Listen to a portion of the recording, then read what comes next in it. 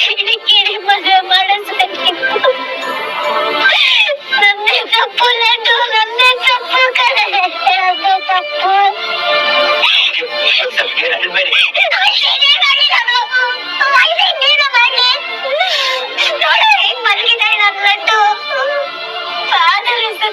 ಓಡಾಡ್ಕೊಂಡಿದ್ದು ನನ್ನ ಲಡ್ಡು.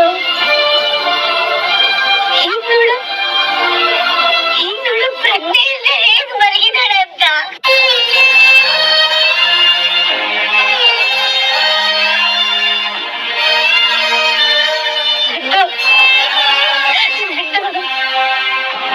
ನೀನ್ ಈ ತರ ಪ್ರಜ್ಞೆ ಇಲ್ಲದೆ ಮಲಗೋದಕ್ಕೆ ಇನ್ನು ಅಕ್ಕ ಮನೆ ಕಾರಣ ಆಗ್ಬಿಟ್ಲು ಕಡೆ ಲಡ್ಡು.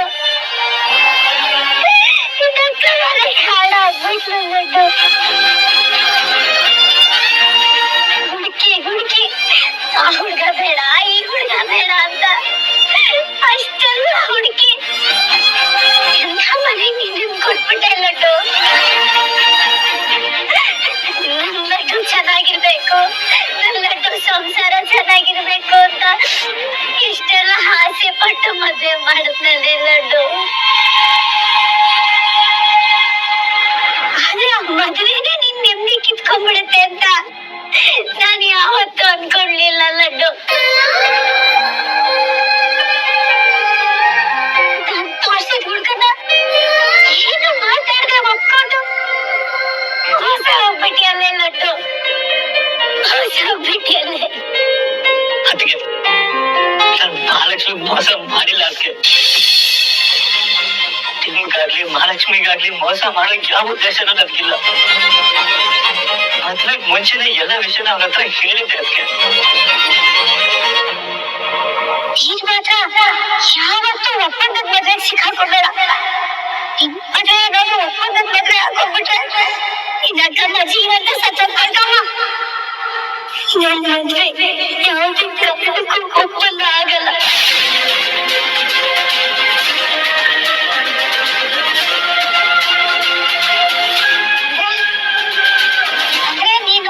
ಪ್ರೀತಿಸ್ತಾ ಇದ್ದೆ, ಅವಳು ನಿನ್ನ ಬಿಟ್ಟು ಹೋದ್ಲು ಅಂತ ಗೊತ್ತಾಗ್ಲಿಲ್ಲ.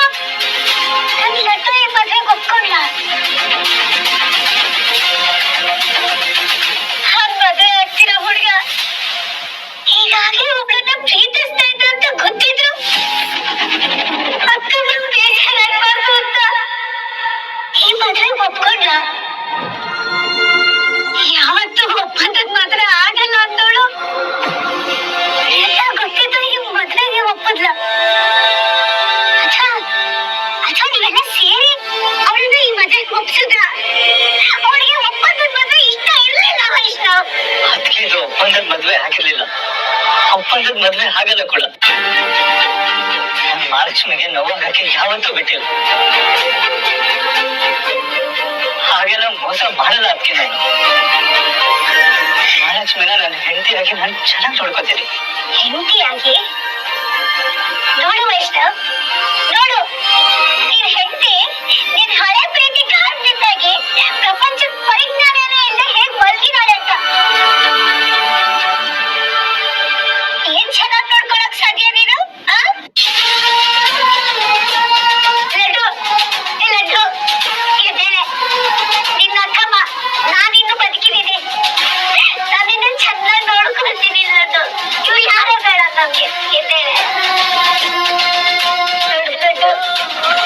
ಹೀಗೆ ಏನು ಮಾತಾಡದೆ ಮಲಗಿದ್ರೆ ಇದಕ್ಕೆಲ್ಲ ನಾನೇ ಕಾರಣ ಅಂತ ನನ್ ಮನ್ಸಿಗೆ ಚುಚ್ಚಿ ಪಾಪ ಪ್ರಜ್ಞೆ ಕಾಡ್ತಿರುತ್ತೆ ಲಡ್ಡು. ನಿನ್ನ ಅಕ್ಕಮ್ಮ ನಿನಗ್ ಮೋಸ ಮಾಡ್ಬಿಟ್ಲು, ಏನು ವಿಚಾರಿಸೆ ನಿನ್ ಮದುವೆ ಮಾಡ್ಬಿಟ್ಲು ಅನ್ನೋ ಪಾಪ ಪ್ರಜ್ಞೆ ನನಗ್ ಕಾಡ್ತಾನೆ ಇರುತ್ತೆ ಲಡ್ಡು. ಲಡ್ಡು ಲಡ್ಡು ನನ್ ಬಂಗಾರ ಅಲ್ಲ ನೀನು. ಎದ್ದೇಳೆ ಲಡ್ಡು. ಎದ್ಬೇಕಾದ್ರೆ ಅಕ್ಕಮ್ಮ ಯಾಕೆ ಹೀಗ್ ಮಾಡ್ದೆ ಅಂತ ನನ್ ಕೆನ್ನೆಗೆ ನಾನು ಬಾಳ್ಸೋ ಲಡ್ಡು. ನನ್ಗೆ ಎಲೆಗಾರ ಅಂತ ಹಸು ಆದ್ರೆ ಹಿಂಗ್ ಮಲಗಿರೋಳ ಲಡ್ಡು. ಎದ್ದೇಳಮ್ಮ ಲಡ್ಡು.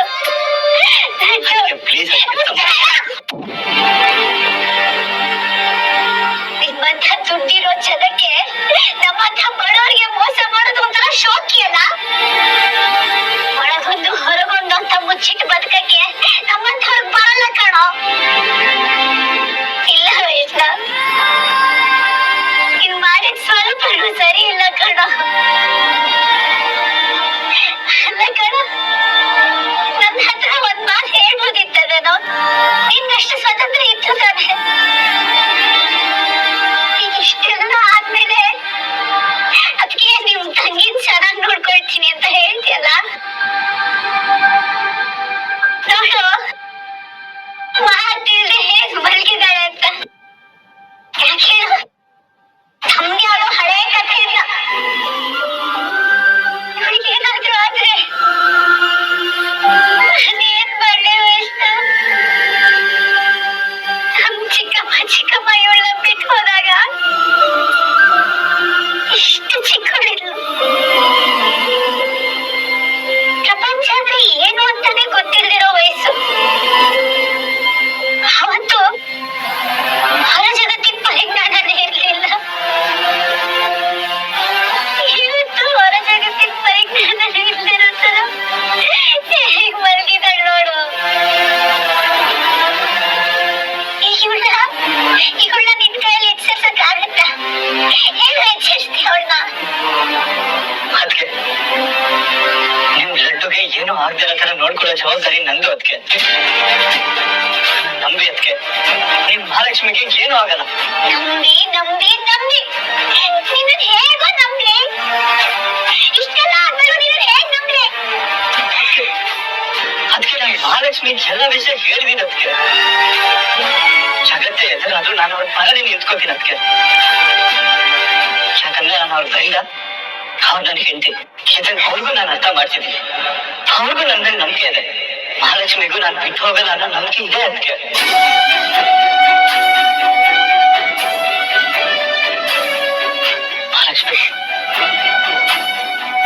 ಮಹಾಲಕ್ಷ್ಮಿ ನಿಮ್ಮ ಅಕ್ಕ ಮುಂದೆ ಹೇಗ್ ನಂಬಿಕೆ ನಾನು ಹೇಳಿ ಮಹಾಲಕ್ಷ್ಮಿ.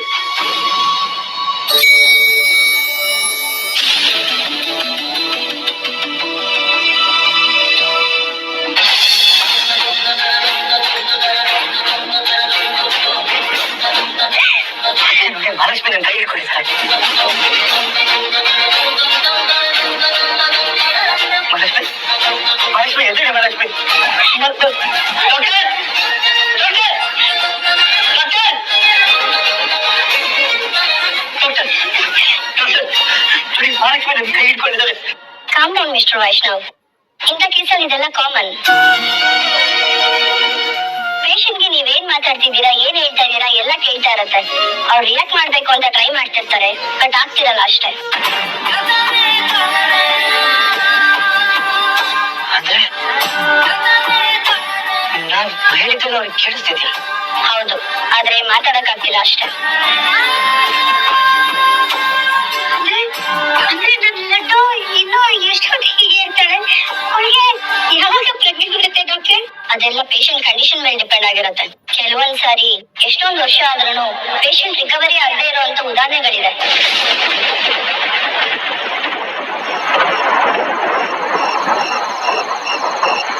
ನನ್ನ ಕನಸಿಗೆ ಜೀವ ನೀನು, ನನ್ನ ಕನಸಿಗೆ ಜೀವ ನೀನು. ಮಹಾಲಕ್ಷ್ಮಿ ಹೊಸ ಗಂಟೆ ಹೀಗಿರೋದಕ್ಕೆ ನಾನ್ ಬಿಡಲ್ಲ. ನಾನ್ ಬಿಡಲ್ಲ, ನಾನ್ ಬಿಡಲ್ಲ. ಜೀವ ನೀನು, ಜೀವ ನೀನು.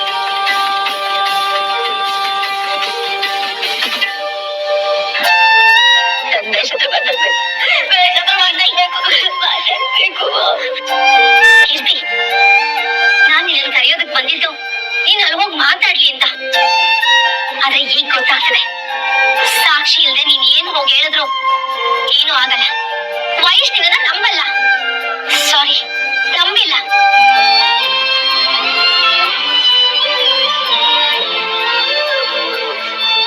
ಕೀರ್ತಿ, ನೋಡಿದ್ಯಾ ಕೀರ್ತಿ, ಸಿಚುಯೇಷನ್ ಯಾರ್ಯಾರನ್ನ ಎಲ್ಲೆಲ್ಲಿ ಕರ್ಕೊಂಡು ನಿಲ್ಸುತ್ತೆ ಅಂತ.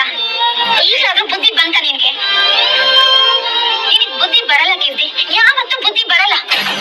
ಇಷ್ಟೆಲ್ಲ ಆದ್ಮೇಲೂ ನಿನ್ ತಲೆ ಏನು ಹೋಗ್ತಿರುತ್ತೆ?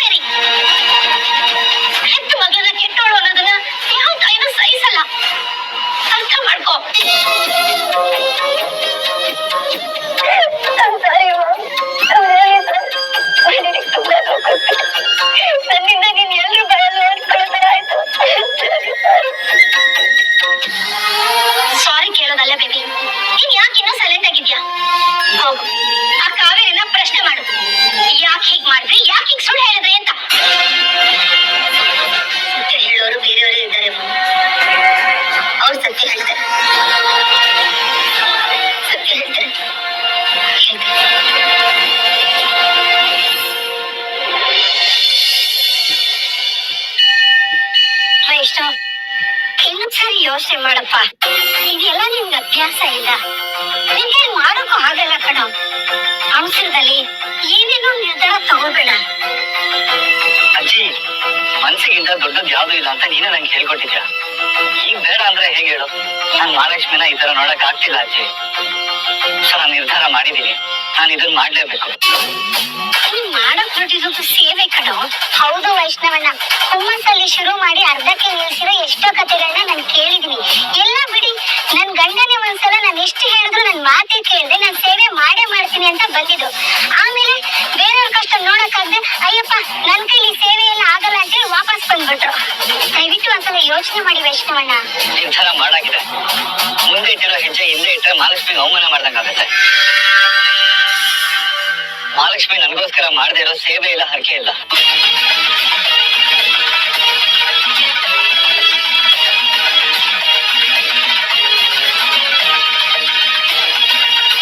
ಅವ್ರ ಉಸಿರಿಗೋಸ್ಕರ ನಾನು ಏನ್ ಬೇಕಾದ್ರೂ ಮಾಡ್ತೀನಿ. ನನ್ ಮಹಾಲಕ್ಷ್ಮಿ ಎದ್ದು ನಡಿಬೇಕು. ಮೊದ್ಲಿನ ತರ ಪಾದರಸ ತರ ಓಡಾಡ್ಕೊಂಡಿರ್ಬೇಕು. ನನ್ ಮಹಾಲಕ್ಷ್ಮಿ ಕೊಡ್ಬಾರ್ದು, ನನ್ ಮಹಾಲಕ್ಷ್ಮಿ ಬದುಕ್ಬೇಕು. ಅದಕ್ಕೋಸ್ಕರ ನಾನು ಈ ಸೇವೆ ಮಾಡೇ ಮಾಡ್ತೀನಿ.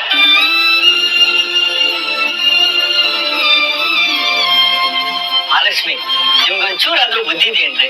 ಇಷ್ಟೆಲ್ಲ ಯಾರು ಕಷ್ಟ ಪಡ್ತಾರೆ? ಇಷ್ಟಕ್ಕೂ ನಿಮ್ಗೆ ವ್ರತ ಮಾಡಿ ಅಂತ ಯಾರು ಹೇಳಿದ್ದು?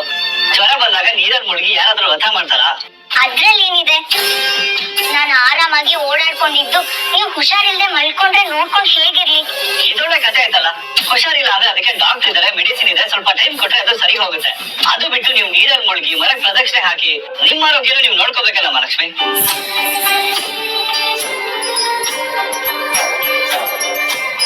ಅಕ್ಕಮ್ಮ ನನ್ಗೊಂದ್ ಕತೆ ಹೇಳ್ತಿದ್ಲು. ಸತಿ ಸಾವಿತ್ರಿ ತನ್ನ ಗಂಡನ ಉಳಿಸ್ಕೊಳ್ಳೋದಕ್ಕೆ ಯಮನ್ ಜೊತೆನೆ ಹೋರಾಟ ಮಾಡಿದ್ಲಂತೆ. ಮೊದ್ಲೆಲ್ಲ ಅಕ್ಕಮ್ಮ ಈ ಕತೆ ಹೇಳುವಾಗ ನಾನು ನಗ್ತಿದ್ದೆ, ಯಾರಾದ್ರೂ ಗಂಡ ಹೆಂಡತಿ ಹೀಗೂ ಇರ್ತಾರ ಅಂತ. ಆದ್ರೆ ನನಗೂ ಮದ್ವೆ ಆಗಿ ನಿಮ್ ಹೆಂಡತಿಯಾಗಿ ಬಂದ್ಮೇಲೆ ಅರ್ಥ ಆಗಿದ್ದು. ಮದ್ವೆ ಆದ್ಮೇಲೆ ಪ್ರೀತಿ ಹುಟ್ಟುತ್ತಲ್ಲ, ನನ್ ಗಂಡ ನನ್ ಬದುಕು ಅಂತ ಆದಾಗ ಎಲ್ಲ ಹೆಂಡತಿನೂ ಸಾವಿತ್ರಿನೇ ಆಗೋದು ಅಂತ. ನೀವು ಸಾವಿತ್ರಿ ಆಗೋದೇನ್ ಬೇಕಾಗಿಲ್ಲ, ನನ್ ಮಹಾಲಕ್ಷ್ಮಿ ಆಗಿರಿ ಅಷ್ಟೇ ಸಾಕು ನನ್ಗೆ. ಕಥೆ ಪುರಾಣ ಅನ್ಕೊಂಡು ನೀವು ಸಾವಿತ್ರಿ ಆಗೋಕ್ ಹೊರಟ್ರೆ ನಾನ್ ಸುಮ್ಮನಿರಲ್ಲ. ಅಷ್ಟು ಪ್ರೀತಿಗೆ ನಾನು ಅರ್ಹನೂ ಅಲ್ಲ. ಪ್ರೀತಿಗೆ ಅರ್ಹತೆ ಯೋಗ್ಯತೆ ಅಂತ ಇರಲ್ಲ ರೀ. ಪ್ರೀತಿ ಅಂದ್ರೆ ಪ್ರೀತಿ ಅಷ್ಟೇ. ಹೊರಗಡೆ ಎಷ್ಟೇ ಬೈದ್ರು ಕೋಪ ಮಾಡ್ಕೊಂಡ್ರು ಎಲ್ಲ ಹೆಂಡತಿಗೂ ತನ್ನ ಗಂಡನ ಮೇಲೆ ಕಾಳಜಿ ಇದ್ದೇ ಇರತ್ತೆ. ಸರಿ ಆಯ್ತು, ನಾಳೆ ನನ್ಗೇನಾದ್ರೂ ಆದ್ರೆ ಸ್ಟಾಪ್ ಇಟ್ ಮಹಾಲಕ್ಷ್ಮಿ. ಏನ್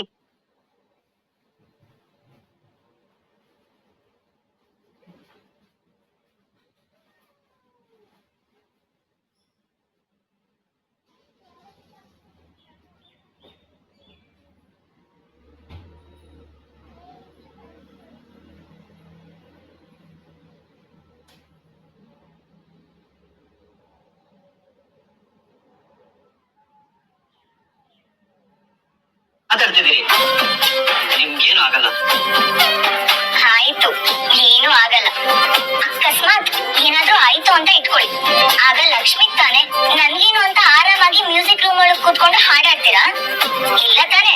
ನೀವು ಏನಾದ್ರೂ ಮಾಡ್ತೀರಾ ತಾನೆ? ಹೌದು, ಮಾಡ್ತೀನಿ. ಆದ್ರೆ ನಿಂತರ ನಾನು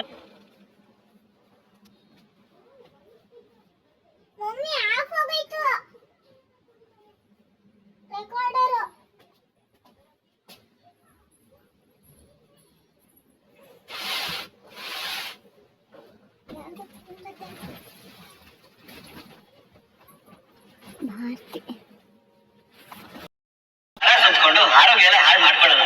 ಅದು ನಾನು ಮಾಡಲ್ಲ, ನೀವು ಮಾಡಬಾರ್ದು. ಇನ್ನೊಂದ್ಸರಿ ಏನಾದ್ರೂ ಈ ತರ ನೀವು ಮಾಡಿದ್ರೆ ನಾನು ಸುಮ್ಮನಿರಲ್ಲ. ಏನ್ ಮಾಡ್ತೀರಾ? ಏನ್ ಮಾಡ್ತೀರಾ ಅಂದ್ರೆ? ಹೇಳಿ, ಆತರ ಮಾಡಿದ್ರೆ ಏನ್ ಮಾಡ್ತೀರಾ? ರೀ ಮಹಾಲಕ್ಷ್ಮಿ, ಪ್ಲೀಸ್ ರೀ, ಅರ್ಥ ಮಾಡ್ಕೊಳ್ರಿ. ರೀ ವೈಷ್ಣವ್, ಪ್ಲೀಸ್ ರೀ, ಅರ್ಥ ಮಾಡ್ಕೊಳ್ರಿ.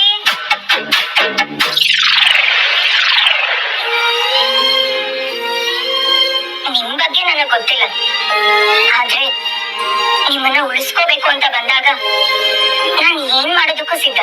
ಪ್ರಪಂಚನೇ ಎದುರುಗಡೆ ಬಂದ್ ನಿಂತ್ರು ನಿಮ್ಗೋಸ್ಕರ ನಾನು ಹೋರಾಡ್ತೀನಿ.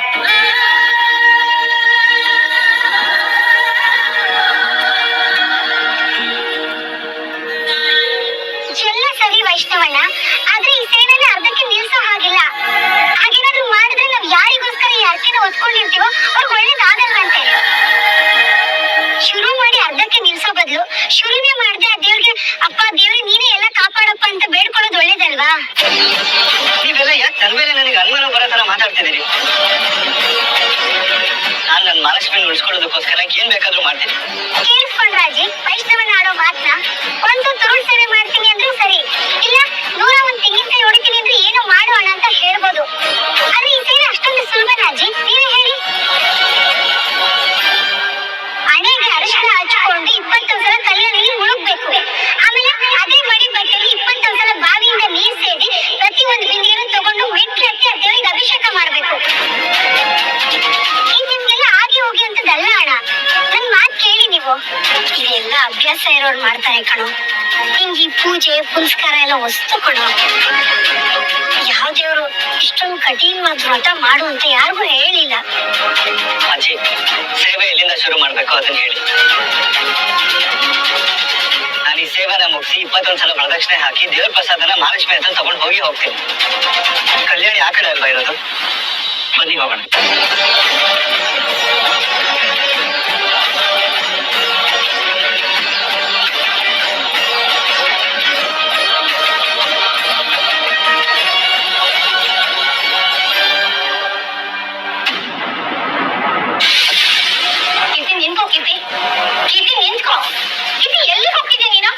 ಲಕ್ಷ್ಮಿ ಹತ್ರ ಮಾತಾಡ್ಬೇಕು ನಾನು. ನಿನ್ಗೆ ತಲೆ ಕೆಟ್ಟಿದ್ಯಾ? ನಿನ್ನೆ ಅಷ್ಟೆಲ್ಲ ಅರ್ಥ ಮಾಡ್ಸೋದಕ್ಕೆ ಟ್ರೈ ಮಾಡಿದೀನಿ, ಮತ್ತೆ ಅದೇ ರಾಗ ಅದೇ ಹಾಡು. ಬುದ್ಧಿ ಬರಲ್ವಾ ನಿನ್ಗೆ? ಹೋಗಿ ಕಾವೇರಿ ಹತ್ರ ಯಾಕೆ ಹೀಗ್ ಮಾಡ್ದೆ ಅಂತ ಪ್ರಶ್ನೆ ಮಾಡು ಅಂತ ಹೇಳ್ದೆ. ಮಾಮ್, ನನ್ಗೀಗ ಕಾವೇರಿ ಆಂಟಿ ಅವರು ಇವರು ಯಾರು ಬೇಕಾಗಿಲ್ಲ. ಒಬ್ಳೆ ಹತ್ರ ಸಾಕು. ವಯಸ್ಸಿಗೆ ಸತ್ಯ ಅವಳಿಂದಲೇ ಗೊತ್ತಾಗುತ್ತೆ. ಅವಳು ಅಂದ್ರೆ ಯಾರು? ಲಕ್ಷ್ಮಿನಾ? ಹೌದು, ಲಕ್ಷ್ಮಿನೇ. ಅವಳೇ ವಯಸ್ಸಿಗೆ ಜಗತ್ಗೆ ಎಲ್ರಿಗೂ ಸತ್ಯ ಹೇಳ್ತಾಳೆ. 2 minutes, 2 ನಿಮಿಷ ಇಲ್ಲೇ ನಿಂತ್ಕೊ. ನಾನು ಈಗ ಹೋಗಿ ಬರ್ತೀನಿ. Trust me.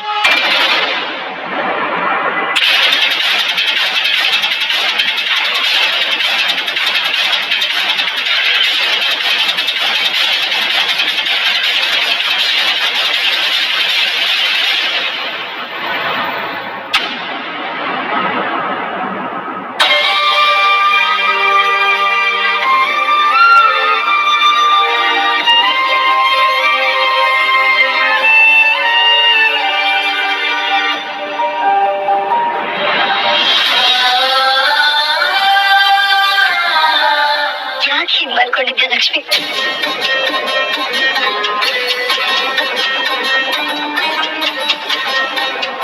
ಎಲ್ಲರ ಕಣ್ಣಲ್ಲಿ ನಾನು ಕೊನೆಗಾರ್ತಿ ಆಗ್ಬಿಟ್ಟಿದ್ದೀನಿ. ಮಹೇಶ್ ಕೂಡ ನನ್ನ ನಂಬಿಲ್ಲ. ಸತ್ಯ ಗೊತ್ತಿರೋದು ನಿನಗೆ ಮಾತ್ರ. ಎಲ್ರಿಗೂ ಉತ್ತರ ಕೊಡ್ಬೇಕಾದ್ರೆ ನೀನೇ ಹಿಂಗ್ ಮಾಡ್ಕೊಂಡ್ರೆ ನಾನು ಎಲ್ಲಿ ಹೋಗ್ಲಿ, ಯಾರನ್ನು ಕೇಳಿ? ಇದ್ದೇಳು, ನಾನು ಕೊಲೆ ಮಾಡೋ ಪ್ರಯತ್ನ ಮಾಡೋಷ್ಟು ಕೆಟ್ಟವರಲ್ಲ ಅಂತ ಹೇಳು ಲಕ್ಷ್ಮಿ. ಎಲ್ರಿಗೂ ಹೇಳು ಲಕ್ಷ್ಮಿ.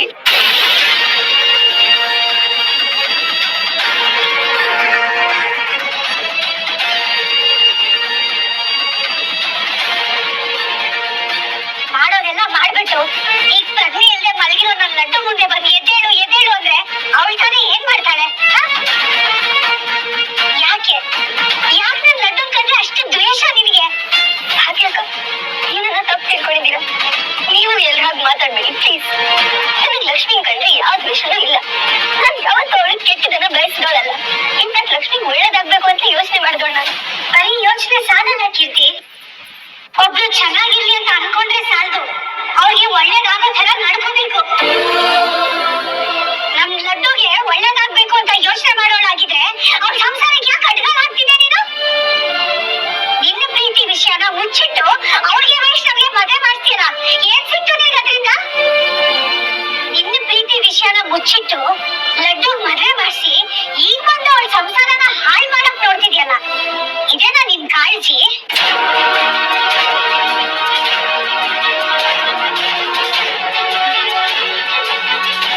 ಹೌದು, ನಾನು ವೈಶ್ ಪ್ರೀತಿಸಿದ ನಿಜ. ನನ್ನ ಲಕ್ಷ್ಮಿಗೆ ಸತ್ಯ ಹೇಳಿದ್ದೆ ನಿಜ. ಅದೇ ಆಣೆ ಮಾಡಿ ಹೇಳ್ತೀನಿ, ನಾನ್ ಲಕ್ಷ್ಮಿನ ಕೊಲೆ ಮಾಡೋ ಪ್ರಯತ್ನ ಮಾಡ್ಲಿಲ್ಲ. ಇದ್ರ ಹಿಂದೆ ಬೇರೆ ಯಾರ್ದೋ ಕೈ ಇದೆ. ನಾನು ಅದನ್ನ ಎಷ್ಟು ಸತಿ ಹೇಳಿದ್ರು ಯಾರು ನನ್ನ ನಂಬ್ತಿಲ್ಲ. ಏನ್ ಮಾಡ್ಲಿ?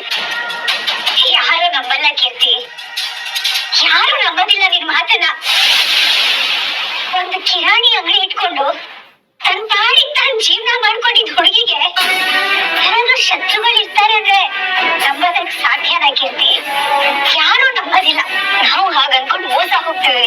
ನಮ್ ಬೆನ್ನ ಹಿಂದೆ ಏನೇನೋ ನಡೀತಾ ಇದೆ. ನನ್ಗೂ ಇತ್ತೀಚೆಗೆ ಗೊತ್ತಾಗ್ತಿರೋದು. ಮತ್ತೆ ಮತ್ತೆ ಅದೇ ಕಥೆಗಳನ್ನ ಹೇಳ್ಬೇಡ ಕೀರ್ತಿ. ನೀನ್ ಏನ್ ಅನ್ಕೊಂಡಿದ್ಯಾ?